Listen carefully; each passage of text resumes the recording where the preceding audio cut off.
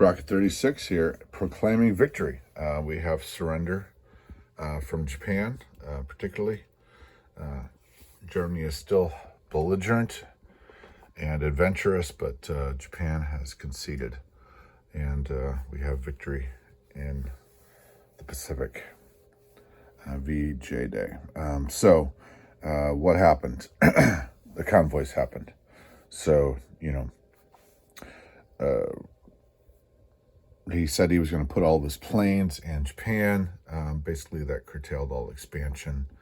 Down here, there's a bit of a checkmate with the current members on the board.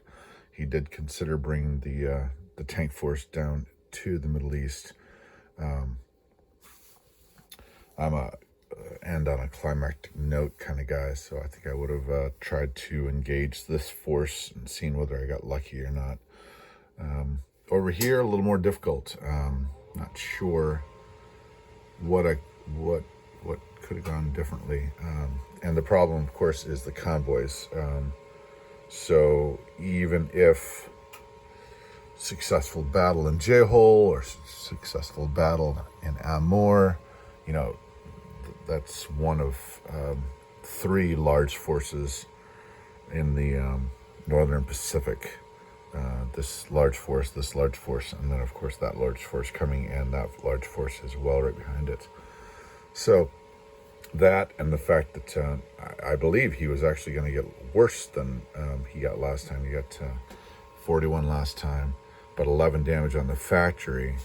So that's $30, which is exactly what I'm looking for in this Pacific theater. I'm not sure how I proceed. Obviously, I've got a shot at the island right now, so if he runs away from this, if he doesn't run away, if he, for instance, does Season 6, I would have loved to have seen that battle with all my super subs. I was obviously going to coat this area with Chinese soldiers and just make everything a fight. Every single territory was going to be a fight for the Germans and the Italians. Going to coat every one of those. And then he did say he was going to take out that force, which I was looking forward to hopefully degrading him. And then he did say he was going to capture Moscow.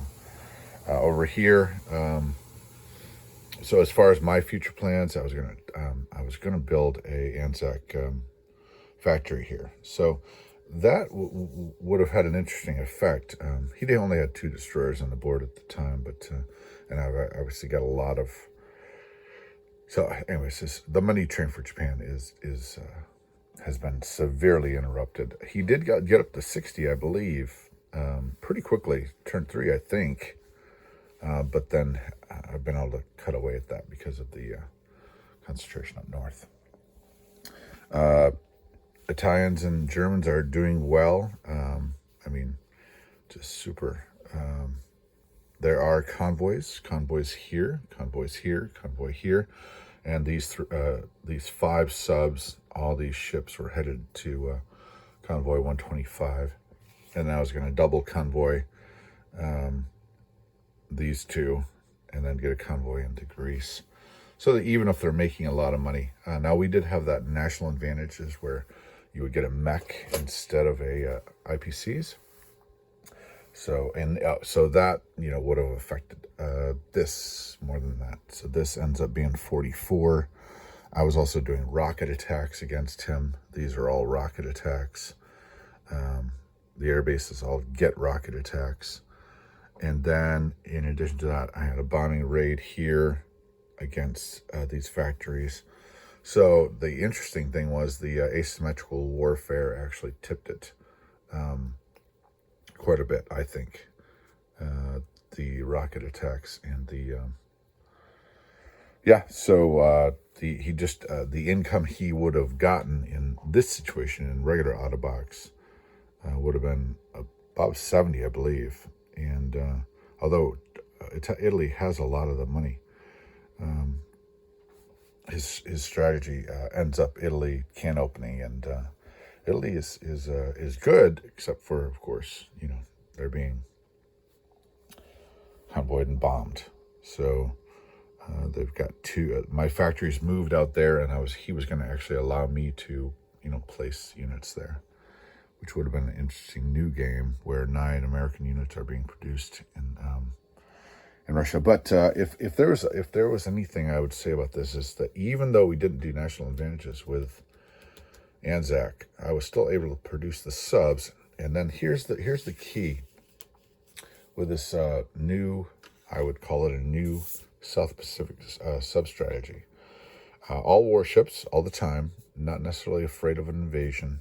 And then they shadowed the Monday Islands. So they were ready to hit anything in 41, 42. Okay, these are the sea zones I was concentrating on. So if Japan in 37 wants to come get him, he has to go down to 60, 59. And then if he does that, of course, the new subs coming in 62 can hit him. I guess 60 and 56. And then the new subs can hit that. So you're going to have a sub-destroyer exchange. The ship's going to be out of position. And then when he wants to move it, whether it be 39 or back to 20 or over to the Carolines or Philippines, even to 54, then you move into this. So you don't want to resolve the tension. That's the key, is that you are a small nation and you're not trying to do great things. You're not trying to occupy it. You're trying to wait in the shadows until he moves away, and then you move in. And even if he never moves out of 37, he knows you're there. He's stuck. He's pinned. And that is the emphasis on this new sub strategy. And as soon as he does move away, you move in big time and convoy all 4 of those. I think at one point in time I got $13 worth of convoys off of his $16 that he could have gotten for 15. All right, well, that's crockett36 proclaiming victory. And surprisingly, good game, interesting, different. That's the great thing about house rules is you really have to adjust. And I had to make some severe adjustments with being forced to take 4 mechs or 4 artilleries. And that was really a big advantage, actually, with the rail system for the Axis. All right, crockett36 out.